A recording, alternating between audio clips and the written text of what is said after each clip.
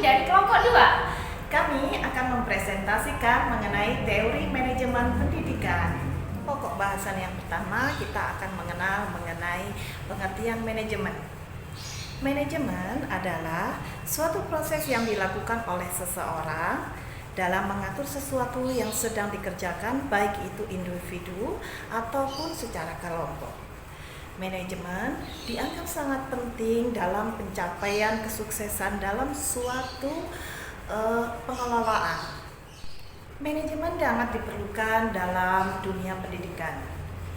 Secara rinci, definisi pendidikan berdasarkan Undang-Undang Republik Indonesia Nomor 20 Tahun 2003 tentang Sistem Pendidikan Nasional Pasal 1 Ayat 1 bahwa pendidikan adalah usaha dasar dan terencana untuk mewujudkan suasana belajar dan proses pembelajaran agar peserta didik secara aktif mengembangkan potensi dirinya untuk memiliki kekuatan spiritual, keagamaan, pengendalian diri, kepribadian, kecerdasan, akhlak mulia, serta keterampilan yang diperlukan dirinya, masyarakat, bangsa, dan negara. Manajemen terdapat unsur tool of management yang sering disebut dengan 6M. Setiap unsur memiliki tujuan dan penjelasannya masing-masing. Yang pertama, yaitu man. Man atau manusia adalah sumber daya manusia adalah unsur paling penting dan utama dan dipandang sangat strategis. Apabila sumber daya manusia tidak dikelola dengan baik, maka tujuan atau target tidak akan mudah untuk dicapai. Unsur yang kedua yaitu money atau uang. Manajemen keuangan juga dinilai sangat penting dalam proses untuk mencapai target atau tujuan untuk menunjang keberhasilan organisasi atau perusahaan. Dalam manajemen keuangan harus menekankan dan menjalankan prinsip. Unsur yang ketiga yaitu material atau bahan. Material atau sering disebut juga dengan bahan setengah jadi atau raw material dan bahan jadi. Dalam melakukan suatu usaha untuk mencapai target atau tujuan, hal yang paling penting atau utama adalah sumber daya manusia yang memiliki keahlian sesuai bidangnya dan menggunakan bahan-bahan atau materi-materi. Sebab kedua hal tersebut tidak dapat dipisahkan. Unsur yang keempat yaitu metode atau metode. Dalam suatu usaha untuk mencapai suatu tujuan atau target yang telah direncanakan, diperlukan suatu metode yang baik untuk mencapai target yang telah direncanakan. Maka dari itu, manusia merupakan sumber utama dalam menjalankan suatu metode. Unsur yang berikutnya yaitu unsur kelima, mesin atau mesin. Dalam dunia pendidikan, organisasi atau perusahaan pasti sangat membutuhkan suatu mesin. Karena penggunaan mesin membuat suatu usaha atau proses akan terasa lebih mudah. Karena efisiensi dan efektivitas kerja adalah hal yang paling utama. Untuk unsur yang keenam yaitu market atau pasar. Memasarkan suatu produk atau barang adalah hal yang perlu dilakukan oleh sumber daya manusia yang ada. Untuk pokok bahasan berikutnya yaitu mengenai tujuan manajemen. Tujuan manajemen ada 7 macam. Kemudian yang pertama yaitu manajemen untuk mencapai tujuan. Suatu organisasi pasti membutuhkan tujuan utama. Kemudian yang kedua, untuk menjaga keseimbangan. Yang ketiga yaitu mencapai efisiensi dan efektivitas. Tujuan yang keempat adalah untuk mengevaluasi kinerja.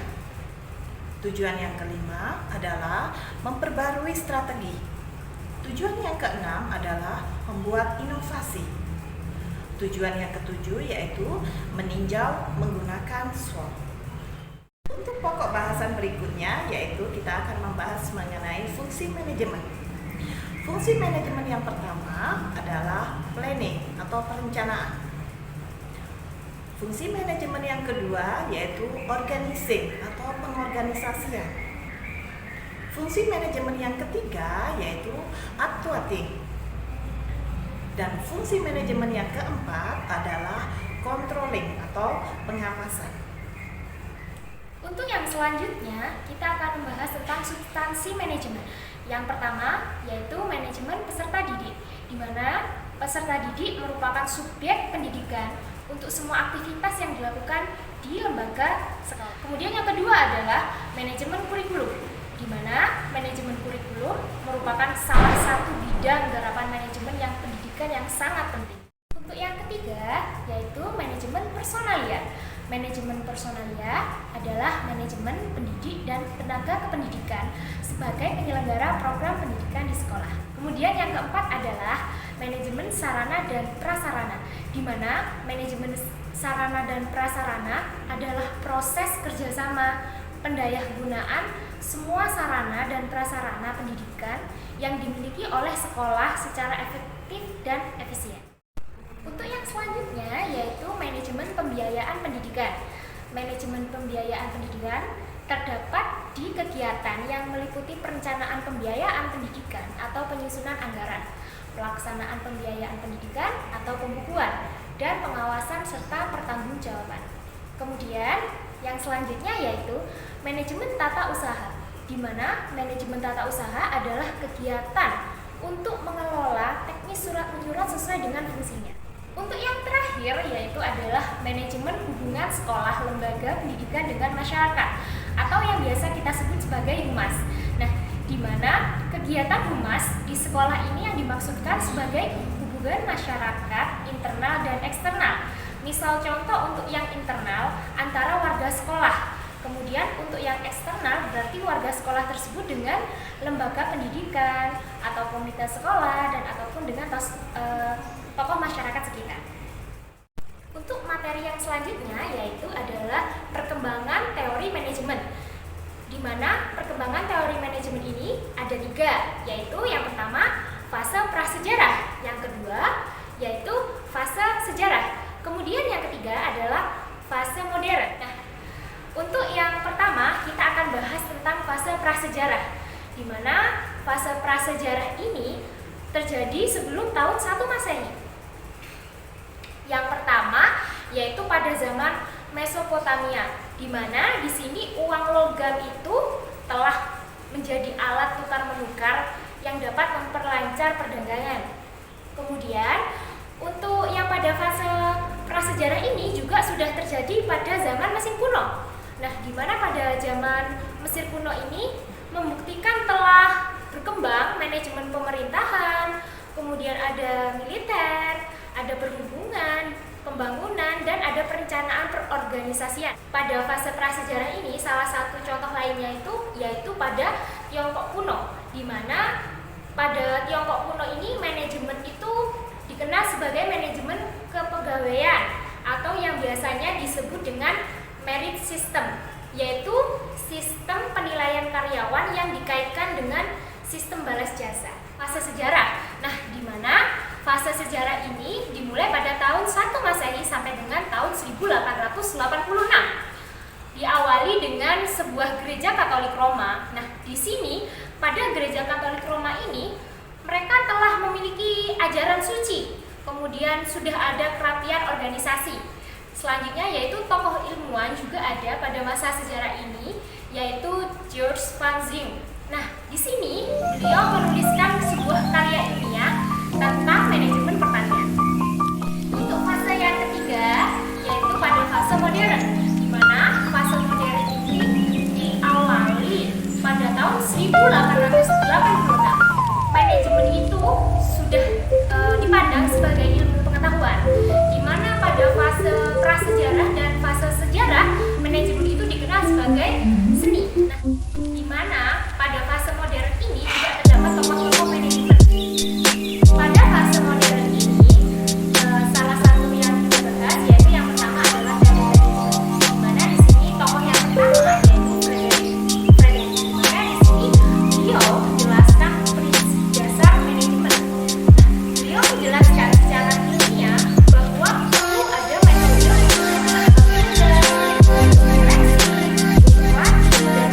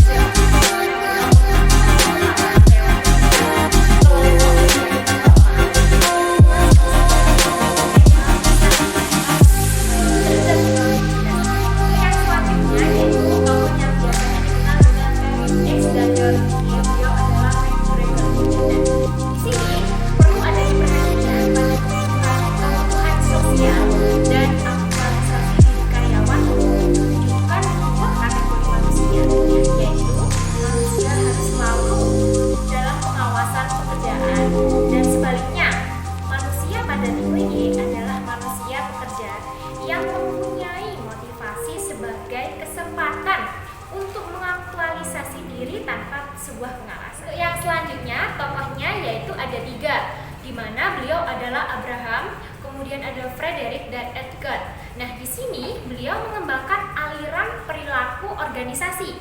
Mereka berdiskusi bahwa hubungan manusia itu dalam manajemen berada pada lingkup organisasi, yaitu interaksi antar pimpinan, kemudian bawahannya dengan suasana kerja dalam organisasi yang kondusif.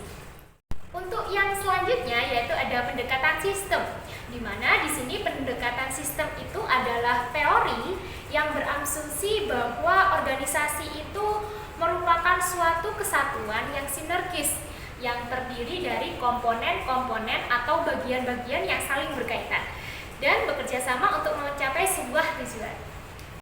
Untuk yang selanjutnya yaitu pendekatan kontingensi atau yang biasa dikenal dengan pendekatan situasional. Nah, di mana di sini teori manajemen itu yaitu teori yang menitik beratkan pada situasi dan kondisi tertentu dan dalam mengembangkan berbagai pendekatan dan menerapkannya pada kehidupan sehari-hari. Untuk yang selanjutnya yaitu pada manajemen birokrasi. Nah, di mana birokrasi itu adalah sebuah tipe organisasi yang digunakan di pemerintahan modern untuk melaksanakan tugas-tugas yang bersifat khusus. Demikianlah presentasi dari kelompok kami mengenai teori manajemen pendidikan.